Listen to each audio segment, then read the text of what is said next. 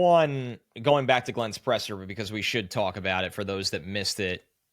The two things that stuck out to me was he really didn't go to bat for Wilkes. He openly said he has to, kind of look into what's going on staff wise. And the most shocking to me was, and I don't disagree with him for this, was that he did not go to bat. He didn't answer the question when he was asked, is there also a talent issue?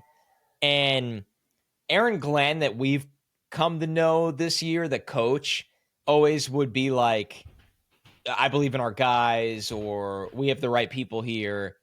And he had a weird reaction, like kind of a no reaction. And then he said, I'm not going to answer that question, or like a next question. And I was like, that's answering the question. And that's okay.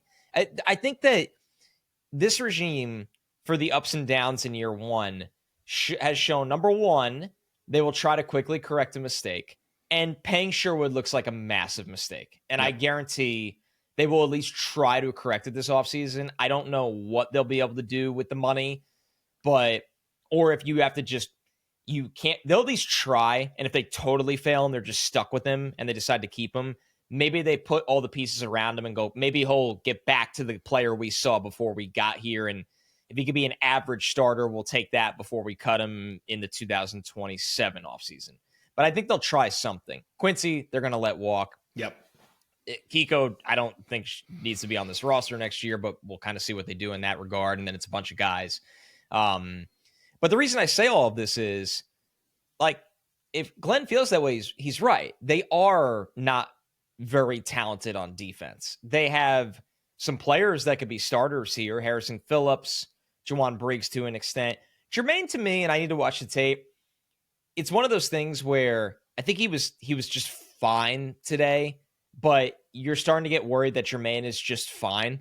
Yeah. When he was a first-round pick, man. Yeah. It wasn't a third or fourth round. He was a first-round pick. Right. He was a first-round pick. So when you're just fine, when the team's getting thumped around, and you're gonna hear it a little bit. But getting back to it, it just feels like this team needs an enforcer in the middle of the field. And it's really glaring. And they had one, even though he was hurt a lot, and CJ Mosley. Say what you want about all those really bad Jets years. CJ Mosley was a guy that he ran the room. He was really smart out there. He didn't take any crap out on the field. He had a ton of, they don't have a guy even that's 60% of that right now. They just don't. And the good news is, I tweeted this during the game today, this is a really